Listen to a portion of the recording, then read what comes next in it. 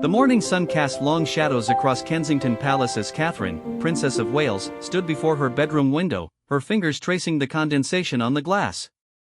The weight of the upcoming journey pressed heavily on her shoulders, a mixture of anticipation and anxiety swirling in her chest like autumn leaves caught in a windstorm. In just 3 days, she and William would board a plane to America, a trip that had been months in the planning but years in the making emotionally. The invitation had arrived 6 weeks ago, delivered through diplomatic channels rather than the personal call Catherine had secretly hoped for. The Children's Hospital of Los Angeles was hosting its annual charity gala, and both couples had been invited to attend as joint patrons for a new mental health initiative. It was a cause close to all their hearts, but the professional nature of the invitation couldn't mask the personal undercurrents that ran beneath the surface like a river flowing toward an uncertain destination. Catherine remembered the exact moment William had shown her the formal letter. They had been sitting in their private sitting room at Adelaide Cottage, the children's laughter echoing from the garden where they played with their beloved spaniel, Orla. William's face had been unreadable as he handed her the cream-colored paper, his jaw set in that particular way that told her he was wrestling with emotions he couldn't quite voice. "They want us all there," he had said simply, his voice carrying the weight of unspoken history. "Harry and Meghan will be hosting the American side of the event." The silence that followed had been profound, filled with the ghosts of conversations they'd had before, arguments that had ended in tears, and reconciliations that had never quite taken root. Catherine had read the letter twice, her analytical mind automatically noting the careful language that spoke of professional collaboration while her heart heard the whispered possibility of something more personal. The rift between the brothers had begun so gradually that none of them had noticed it at first. Looking back, Catherine could see the warning signs scattered like breadcrumbs along the path of their shared history. Harry's restlessness had always been part of his charm, his desire to forge his own path both admirable and concerning. When Meghan had entered their lives, Catherine had genuinely tried to welcome her, understanding better than most the challenges of marrying into the royal family. But, somewhere along the way, misunderstandings had calcified into resentments. Private conversations had become public statements. Family disagreements had transformed into international headlines. The breaking point had come during that terrible period when accusations flew like arrows in a medieval battle, each one finding its mark and drawing blood from relationships that had once seemed unshakable. Catherine closed her eyes and allowed herself to remember happier times. She could still see Harry's face on her wedding day, his genuine joy for his brother's happiness shining brighter than the cathedral's stained glass windows. She remembered quiet family dinners where Harry would regale them with stories from his military service, his eyes bright with purpose and belonging. Those moments felt like scenes from another lifetime, viewed through the distortion of everything that had happened since. The decision to accept the invitation had not been easy. Late-night conversations between Catherine and William had stretched into the early hours of morning, both of them weighing the potential for healing against the risk of reopening wounds that had barely begun to scar over. The institution they represented demanded careful consideration of every public move, but their hearts demanded something more visceral and immediate. What if it goes wrong? Catherine had asked during one of those sleepless nights, her voice barely above a whisper as she voiced the fear that haunted them both. What if we make things worse? William had been quiet for a long time before responding, his hand finding hers in the darkness. "What if we don't try?" he had finally said. "What if this is our chance, and we let it slip away because we're too afraid to reach out?" The children had been the deciding factor, as they so often were in the most important decisions. George, Charlotte, and Louis had grown up knowing they had an uncle and aunt in America, but their understanding of the family dynamics was filtered through carefully chosen words and diplomatic explanations. Catherine often wondered what stories Archie and Lilibet were hearing about their family across the ocean, what version of truth was being crafted for young minds trying to understand why families sometimes live so far apart. As Catherine prepared for the day ahead, she thought about the logistics that had consumed the past weeks. Security arrangements had been coordinated between 3 different agencies. Media protocols had been established with military precision. Every possible scenario had been planned for, except perhaps the most important one: what would happen when 2 brothers saw each other face to face for the first time in over a year? The irony was not lost on her that their reunion would take place on American soil, the country that had become Harry and Meghan's chosen home and, in many ways, their refuge from the pressures they had felt in Britain. Catherine wondered if this geographical distance might actually help, providing neutral ground where old patterns might not take hold as easily. She had spoken to her own family about the trip, seeking the kind of straightforward advice that only parents and siblings could provide. Her mother, Carol, had listened with the patience of someone who had watched her daughter navigate impossible situations with grace and dignity. "You can only control your own actions, Catherine," her mother had said with characteristic directness. "Go with an open heart and honest intentions. Whatever happens after that is not entirely up to you." The wisdom was simple but profound, and Catherine had found herself returning to those words whenever anxiety threatened to overwhelm her preparation for the journey. She could not control how Harry and Meghan would receive them, nor could she guarantee that their presence would be welcomed rather than merely tolerated. But she could ensure that she approached the meeting with genuine desire for reconciliation and understanding. The media attention surrounding the trip had been intense but carefully managed. Official statements spoke of royal duties and charitable commitments, but everyone understood the subtext. This was not just a diplomatic mission or a charity appearance. This was a family attempting to find its way back to each other across an ocean of hurt feelings and misunderstood intentions. William had been carrying his own burden of preparation, and Catherine had watched him wrestle with emotions he rarely allowed others to see. The responsibility of being the future king sometimes meant suppressing personal feelings in favor of institutional needs, but this situation demanded both the statesman and the brother. Finding the balance between those roles had never been more challenging. Their last conversation with Harry had been months ago, a brief and formal exchange about their grandmother's memorial service arrangements. The stilted politeness had been more painful than open anger would have been, a clear indication of how far they had drifted from the easy camaraderie that had once defined their relationship. Catherine remembered watching William after that call, seeing the way his shoulders sagged with the weight of unresolved conflict. The planning for this trip had forced them all to communicate through intermediaries and official channels, a sad commentary on how institutional their personal relationships had become. But, even within those formal structures, Catherine had detected hints of something warmer, small gestures that suggested the underlying affection had not been completely extinguished.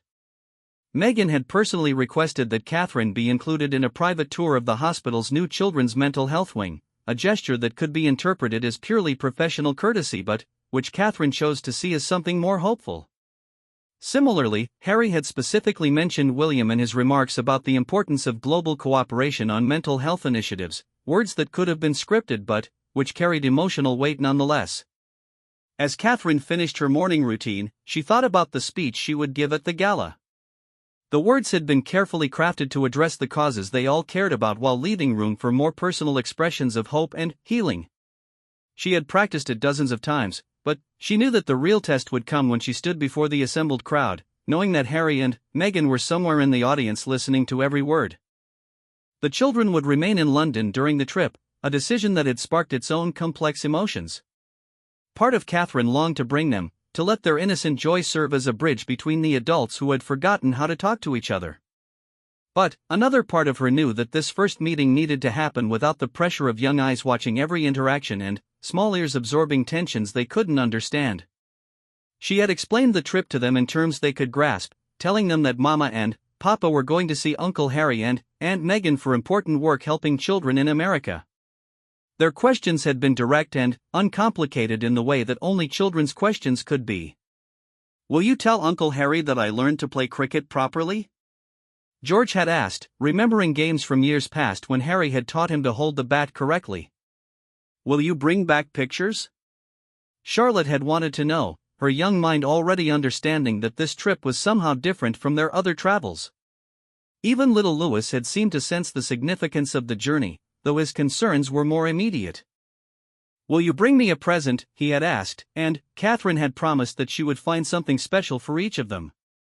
The weight of representing not just their own hopes for reconciliation but also their children's desire for extended family connections added another layer of significance to the trip. Catherine knew that the outcome of this reunion would shape how George, Charlotte, and Louis understood their own family story for years to come. As she prepared to leave her private chambers and begin the day's official duties, Catherine allowed herself one last moment of quiet reflection. The woman who had once been shy Kate Middleton, uncertain about her place in this extraordinary world, had evolved into someone capable of navigating the most delicate family diplomacy while representing the crown with dignity and purpose. But, at her core, she was still someone who believed in the power of love to overcome hurt, in the possibility of healing even the deepest wounds, and in the fundamental truth that family bonds, however strained, were worth fighting to preserve. These beliefs would be tested in the days ahead, but they would also be her greatest strengths as she prepared to cross an ocean in search of reconciliation and hope. The private jet descended through the California clouds as William stared out at the sprawling landscape of Los Angeles below, his fingers drumming an unconscious rhythm against his knee. The journey across the Atlantic had provided hours for contemplation, but, instead of clarity, he found himself more uncertain than ever about what awaited them on the ground. Beside him, Catherine slept fitfully, her face peaceful in rest but her hand occasionally twitching as if reaching for something just beyond her grasp. The last time William had been in America with Harry, they had been united in purpose, working together on veterans' issues and mental health initiatives that had felt genuinely important to both of them. That collaboration now seemed like an artifact from a different era, when their differences had been sources of strength rather than division. The memory of their easy partnership made the current distance between them feel even more profound. William's phone buzzed with a message from their security detail, confirming arrangements for their arrival. Every detail had been coordinated with precision, but he noticed that the communications now came through official channels rather than the informal networks that had once connected the brothers' teams. Even their protection officers, many of whom had worked with both princes for years, seemed to feel the weight of divided loyalties. The hotel suite they would occupy for the next 4 days had been chosen for its privacy and security, but William couldn't help wondering about the location Harry and Meghan had selected for their own stay. Were they deliberately maintaining distance, or had practical considerations simply made different arrangements more sensible? These questions, once easily answered by a quick phone call between brothers, now carried the weight of diplomatic calculation. Catherine stirred as the plane touched down, her eyes opening to meet William's concerned gaze. Without words, she reached for his hand, offering the kind of quiet support that had sustained him through every challenge of their married life. Her presence grounded him in a way that nothing else could, reminding him that whatever happened in the coming days, they would face it together. The arrival at LAX was carefully choreographed, designed to minimize media exposure while maintaining the dignity expected of senior royals. But, as their motorcade wound through the Los Angeles traffic, William found himself scanning the streets with new eyes, trying to see this city as Harry did, to understand what had drawn his brother to make this place his home. The California sunshine felt different from anything back home, carrying a quality of light that seemed to promise fresh starts and new possibilities. Perhaps that was part of what had appealed to Harry, the sense that here, thousands of miles from the weight of tradition and expectation, he could write his own story without the constant pressure of comparison and judgment. Their first official stop was a brief meeting with local dignitaries and charity representatives, a necessary piece of diplomatic theater that would set the tone for the rest of their visit. As William and Catherine took their places at the conference table, surrounded by eager faces and diplomatic smiles, he couldn't shake the feeling that they were actors in a play whose most important scenes would happen away from any audience. The conversation flowed smoothly through topics of mutual interest: mental health advocacy, veteran support, children's welfare initiatives. These were subjects that had always united him and Harry, areas where their shared passion had transcended any personal friction. Listening to the American organizers speak about their collaboration with Harry and Meghan's foundation, William felt a complex mixture of pride in his brother's continued commitment to meaningful causes and sadness that they were now pursuing these goals on parallel tracks rather than together. Dr. Jennifer Martinez, the head of the Children's Hospital's mental health program, spoke with particular enthusiasm about the innovative approaches they were developing. Prince Harry and Meghan have been incredibly supportive of our trauma-informed care initiatives, she explained, her eyes bright with professional passion. Their foundation's funding has allowed us to expand our reach to underserved communities throughout the region. William nodded appreciatively, genuinely impressed by the scope and impact of the work being described. This was the Harry he remembered and loved, someone who could see beyond the surface of social problems to identify where real change was possible. Whatever personal differences had driven them apart, his brother's commitment to making the world better remained unchanged. As the formal meetings concluded and they prepared for the evening's main event, William found himself thinking about the speech he would deliver at the gala. The words had been carefully crafted to acknowledge the work being done on both sides of the Atlantic while avoiding any language that might be interpreted as criticism or reconciliation overtures that could be seen as presumptuous. But, privately, he hoped that Harry would hear the deeper messages embedded in his remarks: recognition of shared values, respect for different approaches to similar goals, and an underlying invitation to find common ground despite their recent history. The art of royal communication had always involved multiple layers of meaning, but never had those layers felt more crucial than they did now. Catherine was in her element during the afternoon's hospital visit, connecting naturally with the children and families they met. William watched her kneel beside a young patient's bed, listening intently to a story about a pet hamster named Mr. Whiskers, and felt the familiar swell of admiration for her ability to make every person feel genuinely seen and valued. These were the moments when the purpose behind all their protocol and pageantry became crystal clear. One of the nurses mentioned that Prince Harry and Meghan had visited this same ward just 2 weeks earlier, reading stories and playing games with many of the same children Catherine was now meeting. The continuity was touching, children who might never fully understand the complexities of royal family dynamics experiencing consistent care and attention from people they had learned to see as special friends. Prince Harry told us the funniest story about his dog, one 8-year-old confided to Catherine with the sort of conspiratorial whisper children used for their most important secrets. He said the dog thinks he's a person and tries to sit at the dinner table. Catherine laughed, the sound genuine and warm, while William felt a pang of recognition. Harry's ability to connect with children had always been one of his greatest gifts, his natural irreverence and humor creating instant bonds with young people who saw right through adult pretenses. Hearing these second-hand stories of his brother's recent visit felt like glimpsing a familiar ghost. The Harry he had always known was still there, just living a different life in a different place. The afternoon's schedule included a private meeting with some of the hospital's senior staff, an opportunity to discuss the technical aspects of the mental health programs they would be supporting. As William listened to detailed presentations about evidence-based interventions and outcome measurements, part of his mind wandered to wondering whether Harry had sat in the same conference room, asking similar questions and offering similar insights. The professional respect these people clearly felt for both couples was evident in every interaction, but William also sensed an underlying tension, as if the staff were walking on eggshells to avoid saying anything that might be interpreted as taking sides in a conflict they didn't fully understand. This was one of the unintended consequences of public family disputes, forcing neutral parties to navigate loyalties they had never asked to manage. Dr. Sarah Chen, the hospital's chief psychologist, addressed this tension directly during a quiet moment between formal presentations.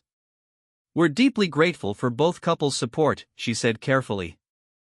"The children we serve benefit tremendously from having multiple advocates working on their behalf, regardless of any other considerations." Her diplomatic phrasing spoke volumes about the delicate position these professionals found themselves in, wanting to maintain relationships with both sides while avoiding any appearance of favoritism or judgment. William appreciated her directness and made a mental note to ensure that their foundation's future support would complement rather than compete with whatever ongoing commitments Harry and Meghan had made. As the day wore on and the evening gala approached, William found himself thinking more about the logistics of their first face-to-face encounter in over a year. Would it happen during the cocktail reception, with cameras discreetly capturing their interaction for tomorrow's headlines? Would they have an opportunity for private conversation, or would everything play out in the public eye? The uncertainty was unlike anything he had experienced in his carefully structured royal life. Usually, every aspect of such events was planned and rehearsed, but the human element of this reunion introduced variables that no amount of preparation could fully control. He and Harry would have to rely on instincts shaped by a lifetime of shared experience, even as they navigated the new reality of their changed relationship. Catherine seemed to sense his growing anxiety as they returned to their hotel to prepare for the evening. Without being asked, she suggested they take a few minutes to walk on the hotel's private terrace, away from staff and schedules and the constant low-level pressure of being watched and analyzed. The Los Angeles skyline stretched out before them, a maze of highways and buildings that somehow managed to feel both exciting and overwhelming. Standing there with Catherine, William felt some of his tension begin to ease. Whatever happened tonight, they would face it together, with honesty and dignity and hope for something better than the silence that had defined their family relationships for too long. "Do you think he's nervous too?" Catherine asked quietly, her eyes fixed on the distant hills where the city gave way to wilderness. William considered the question seriously. Harry had always been better at hiding his deeper anxieties behind humor and bravado, but William knew his brother well enough to recognize the signs of internal struggle. Tonight would be challenging for all of them, but perhaps especially for Harry, who would be hosting them on his chosen ground while still feeling like the outsider looking in on the family he had left behind. "I think he wants this to go well," William said finally. "I think we all do. The question is whether wanting something is enough to make it happen." As they stood together watching the sun begin its descent toward the Pacific Ocean, both of them knew that the next few hours would either mark the beginning of healing or confirm that some distances could not be bridged. The weight of that possibility hung in the air between them like a prayer offered up to an uncertain future. The Beverly Hills Hotel ballroom hummed with the kind of refined energy that only came from gathering people who genuinely cared about making a difference, their evening wear and jewels secondary to the passionate conversations about children's welfare and mental health advocacy. Catherine smoothed the silk of her midnight blue gown as she and William made their entrance, her trained smile masking the rapid beating of her heart as her eyes automatically scanned the crowd for familiar figures. Harry and Meghan were already present, positioned strategically near the far end of the ballroom where they could see new arrivals without being immediately visible themselves. Catherine spotted them first, her breath catching slightly at how different Harry looked, not just older, which was to be expected, but somehow both more relaxed and more guarded than she remembered. Meghan stood beside him in an elegant emerald dress, her posture confident but watchful, clearly aware that this evening carried significance far beyond its charitable purpose. The first few minutes passed in a carefully choreographed dance of diplomatic mingling, both couples working the room with professional efficiency while maintaining a respectful distance from each other. Catherine found herself engaged in conversation with a pediatric trauma specialist who was explaining innovative therapy techniques, but part of her attention remained focused on tracking Harry's movements across the room. She watched him interact with the other guests, noting how his natural charisma remained unchanged even as his body language suggested a new wariness. The easy confidence that had always been his trademark was still there, but layered now with something more careful, as if he had learned to protect himself in ways he had never needed to before. It broke her heart a little to see those defenses, even as she understood their necessity. The moment of first contact came during the cocktail reception, engineered by Dr. Martinez with the diplomatic skill of someone who had probably spent considerable time planning this exact scenario. She guided William and Catherine toward a small group that happened to include Harry and Meghan, creating what appeared to be a natural convergence while giving both couples an easy exit if the interaction became uncomfortable. "Your Royal Highnesses, Dr. Martinez said with warm professionalism, I believe you all know each other." The silence that followed lasted only seconds but felt much longer, heavy with the weight of unspoken history and uncertain present realities. Then, Harry stepped forward, his movements deliberate but not hesitant, offering his hand to William with a slight smile that carried echoes of their shared childhood. "Hello, brother," he said simply, the familiar term carrying layers of meaning that no formal protocol could capture. William's response was equally measured but genuine. "Harry. It's good to see you." The handshake they shared lasted a moment longer than pure formality would require, and Catherine felt some of the tension in her shoulders begin to ease. Whatever else happened tonight, this first hurdle had been cleared with dignity and warmth, setting a tone that could carry them through the more challenging moments ahead. Meghan stepped forward next, her greeting to William courteous but measured, then turned to Catherine with something that might have been genuine pleasure softening her careful composure. "Catherine, you look wonderful. How was your flight?" The small talk that followed was precisely that, small and careful and polite, but it served its purpose of establishing a framework for interaction that felt manageable for everyone involved. They discussed the hospital's programs, the impressive turnout for the gala, the California weather that was so different from London's autumn chill. Nothing of deeper significance was addressed, but the simple fact of conversation represented progress from the silence that had defined their relationship for so long. Catherine found herself studying Meghan's face as they talked, looking for signs of the woman she had tried to befriend years earlier before everything became so complicated. There were moments when she glimpsed that person, a flash of genuine enthusiasm when discussing the children's art therapy program, a brief softening around her eyes when mentioning Archie's love of stories, but mostly she saw someone who had learned to be very careful about revealing too much of herself. The conversation was interrupted by the dinner bell, and they parted naturally to find their assigned tables. Catherine noted that the seating arrangements had been thoughtfully planned to place both couples in positions of honor without requiring them to sit together, allowing them to fulfill their roles as guests while maintaining appropriate distance. During dinner, Catherine found herself seated next to a remarkable woman named Elena Rodriguez, whose work with refugee children had earned international recognition.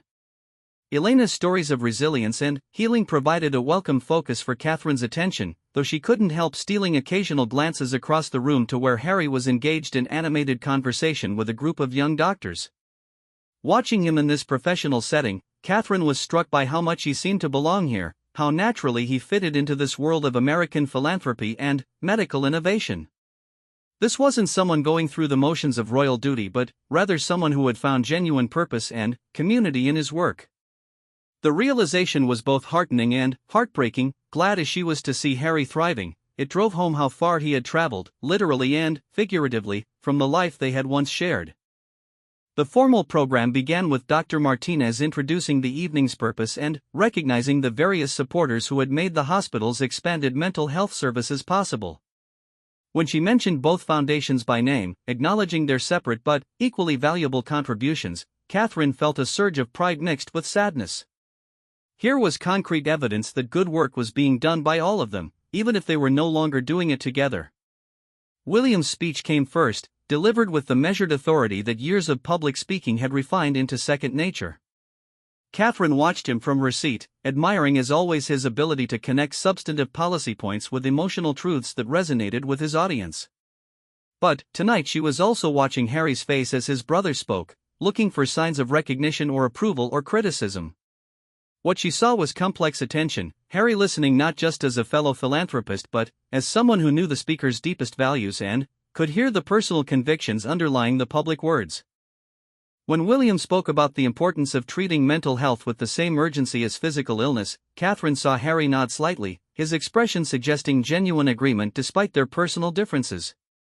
Mental health challenges don't respect boundaries of geography, class, or circumstance, William said, his voice carrying the kind of conviction that came from personal experience.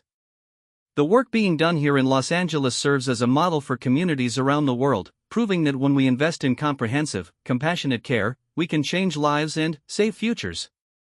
The applause was warm and sustained, but Catherine found herself most interested in the quality of Harry's participation, not perfunctory but genuinely appreciative, suggesting that whatever else had broken between them, their shared commitment to these causes remained intact. Harry's own remarks came later in the program, introduced with obvious affection by Dr. Chen, who spoke of his hands-on involvement with the hospital's programs and his particular gift for connecting with young patients. When he took the microphone, Catherine was struck again by how comfortable he seemed in this setting, how his natural warmth translated effortlessly across cultural and professional boundaries.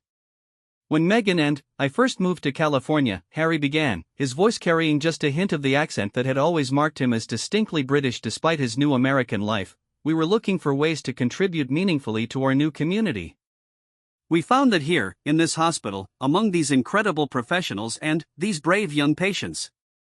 He went on to speak about specific children he had met, their stories of trauma and recovery told with respect for their privacy but clear admiration for their courage. Catherine found herself moved despite everything, remembering this aspect of Harry's character that had always made him such an effective advocate, his ability to see past circumstances to the essential humanity of every person he encountered. Healing happens in relationship, Harry continued, his eyes scanning the audience with the kind of direct engagement that made everyone feel personally addressed. It happens when we show up for each other, when we listen without judgment, when we offer hope even in the darkest moments. These children have taught me that resilience isn't about facing challenges alone, it's about finding the strength to accept help and the courage to extend it to others. The words carried obvious relevance to their family situation, whether Harry intended that connection or not. Catherine felt William shift slightly in his seat beside her, and she wondered if he was hearing the same implicit message she was, that perhaps healing their own relationships might require exactly the kind of vulnerability and mutual support Harry was describing. The standing ovation that followed Harry's speech was longer and more enthusiastic than protocol typically required, suggesting that his connection with this audience was both genuine and deeply appreciated. Catherine joined the applause wholeheartedly, whatever personal complications existed between them taking a backseat to her genuine admiration for the work he was doing and the lives he was touching. As the formal program concluded and guests began moving toward the reception area for coffee and continued conversation, Catherine realized that the evening had accomplished something important, even if it wasn't the dramatic reconciliation that part of her had secretly hoped for.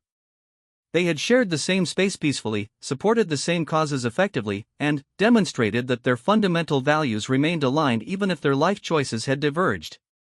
The question now was whether this foundation of shared purpose could support something more personal, whether professional respect could evolve into family healing, whether the love that had once united them could find new expressions that honored both their history and their current realities. As she and William began making their way through the crowd of departing guests, Catherine found herself hoping that the evening's success might create an opening for more private conversation. The formal setting had provided a safe framework for initial contact, but the real work of family reconciliation, if it was going to happen at all, would require something more intimate and honest than public speeches and diplomatic small talk. The night was still young, and the possibility remained that before they returned to their hotel, there might be an opportunity for the kind of genuine conversation that could begin to bridge the distance between them. Catherine held on to that hope as she navigated the social requirements of the evening's end, aware that every interaction from this point forward carried the potential to either advance or hinder the delicate process of rebuilding trust and understanding between brothers who had once been inseparable.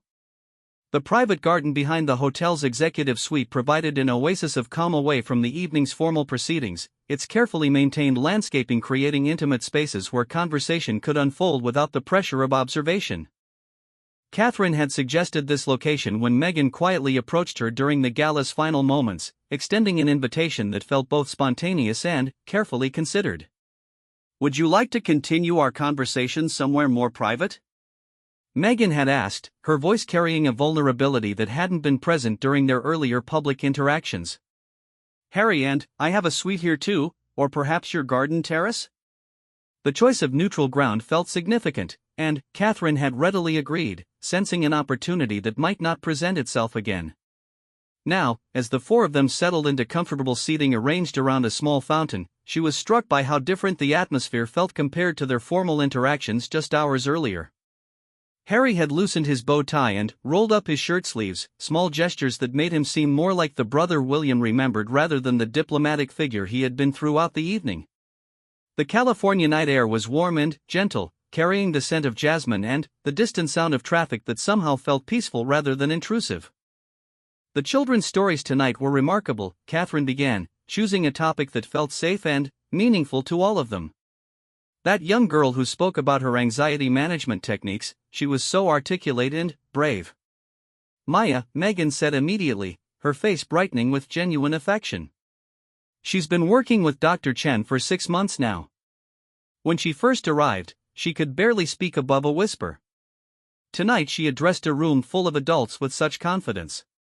Harry nodded, his expression carrying the kind of parental pride that came from watching someone you cared about overcome significant challenges. "She reminds me a bit of Charlotte, actually. That same determination to master things that frighten her." The casual reference to William and Catherine's daughter hung in the air for a moment, a bridge thrown across the distance that had separated their families. William leaned forward slightly, his voice carrying careful warmth as he responded.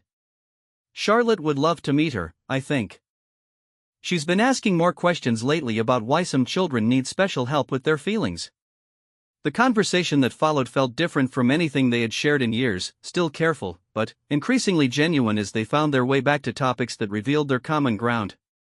They spoke about the challenges of explaining complex emotional concepts to young children, about the balance between protecting innocence and preparing them for reality, about the particular pressures that came with raising children in the public eye. "Archie asks about his cousins sometimes," Meghan said quietly, her hands wrapped around a cup of tea someone had thoughtfully provided. "He remembers visiting Kensington Palace, playing in the garden with the other children. Those are good memories for him." Catherine felt her throat tighten with emotion at this glimpse into her nephew's world, this evidenced that the connections they had all once shared lived on in a child's recollections even when the adults had struggled to maintain them. "They ask about him too," she said softly. "And about Lilibet. They know they have cousins in America, and they're curious about what their lives are like here." William and Harry had been listening to this exchange with expressions that revealed just how much these revelations meant to them both. The idea that their children carried memories and questions about each other suggested possibilities that neither brother had dared to articulate before now.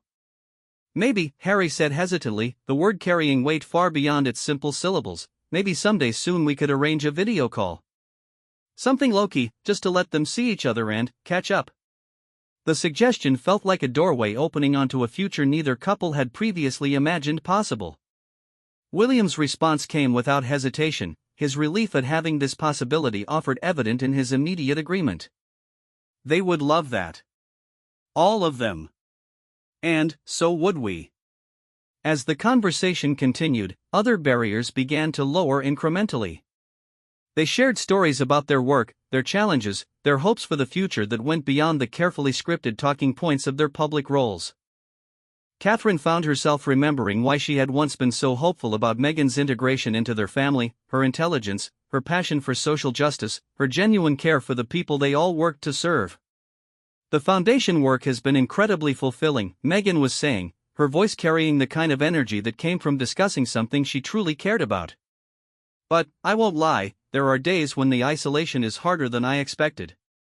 Building new relationships, finding our place in a community that didn't know us before we became public figures." Her honesty created space for William to reciprocate with his own vulnerabilities.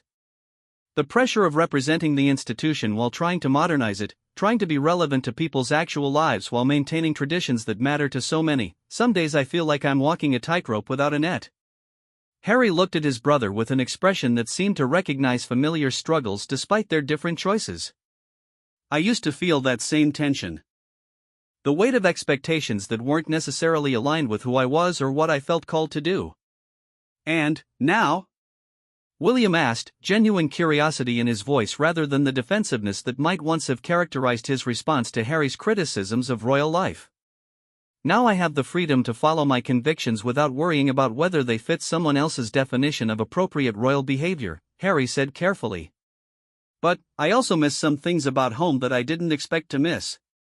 The sense of shared history, the shorthand that comes from growing up in the same place, understanding the same references." Catherine watched William process this admission, seeing him wrestle with the complex emotions that came from hearing his brother acknowledge both the necessity of his choice and some regret about its costs. The conversation was venturing into territory that had been off limits for so long that none of them were quite sure how to navigate it. "We've all had to find our own ways of balancing personal authenticity with public responsibility," Catherine offered, trying to create a framework that honored everyone's different solutions to shared challenges. "The paths look different, but maybe the underlying values aren't as far apart as they sometimes seem." The insight felt important enough that they all sat quietly for a moment, allowing it to settle between them like a foundation upon which other understandings might be built. The fountain's gentle bubbling provided a peaceful soundtrack to their reflection, the California stars bright overhead in a way that London's more clouded skies rarely allowed. "There's something I need to say," Harry said eventually, his voice carrying the kind of gravity that indicated he had been building up to this moment throughout the evening. "I know that things got complicated between us, that hurt feelings led to things being said and done that we all regret. I want you to know that despite everything, despite the distance and the disagreements, you're still my brother. That hasn't changed for me, even when everything else did." William's response came after a pause that felt contemplative rather than hesitant. "I've missed you, Harry. I've missed the person who knew me before I had to be anyone in particular, who could call me on my mistakes without it becoming a constitutional crisis. I've missed having someone who understood why certain things matter to me even when he disagreed with my methods." The embrace that followed felt like a release of pressure that had been building for years, two brothers finally, able to acknowledge both their love for each other and the reality that their lives had taken different directions. Catherine and Meghan watched with tears in their eyes, understanding that this moment represented not an instant solution to all their problems but rather a crucial first step toward rebuilding connection and trust. "This doesn't solve everything," William said as they separated, his voice thick with emotion. We still have different perspectives on some important things. We're still living on different continents with different responsibilities. But maybe we can disagree without being enemies, Harry replied. Maybe we can support each other's choices even when they're not the choices we would make ourselves. The conversation continued for another hour, covering practical questions about maintaining connection across time zones and continents, about protecting their children's relationships while respecting the adults' need for boundaries, about finding ways to collaborate professionally without compromising anyone's independence. By the time they prepared to part ways, all four of them seemed exhausted but hopeful, drained by the emotional intensity of the evening but energized by the possibilities it had revealed. They made tentative plans for regular video calls between the children, for continued collaboration on shared charitable interests, for small steps toward rebuilding the kind of relationship that could honor both their history and their current realities. "Thank you," Meghan said to Catherine as they prepared to leave, the words carrying weight beyond mere politeness. "Thank you for coming here, for being open to this conversation, for making space for something new to grow between us." Catherine's response was equally heartfelt. "Thank you for extending the invitation, for creating the opportunity for us to remember what we have in common rather than focusing on what divides us." As William and Catherine returned to their suite, they moved slowly, both of them processing the evening's emotional complexity. The reunion had been neither the fairy tale reconciliation that optimistic observers might have hoped for nor the polite but distant encounter that pessimistic predictions had suggested. Instead, it had been something more realistic and, perhaps more valuable, a genuine conversation between people who loved each other despite their differences, who were committed to finding a way forward that honored both their shared past and their divergent presents. "Do you think it will last?" Catherine asked as they stood together on their balcony, looking out over the city lights that stretched toward an ocean they couldn't see but could sense in the distance. William considered the question carefully, his arm around her shoulders providing comfort as much as warmth. "I think we've all learned something about what we actually need from each other, as opposed to what we thought we needed. If we can build on that foundation, if we can be patient with the process rather than expecting immediate perfection, then, yes, I think something real and lasting can grow from tonight." The future remained uncertain, filled with logistical challenges and emotional complexities that would require continued patience and good faith from everyone involved. But, for the first time in years, that future felt like it might include regular communication between the brothers, relationships between their children, and collaboration on causes that mattered to all of them.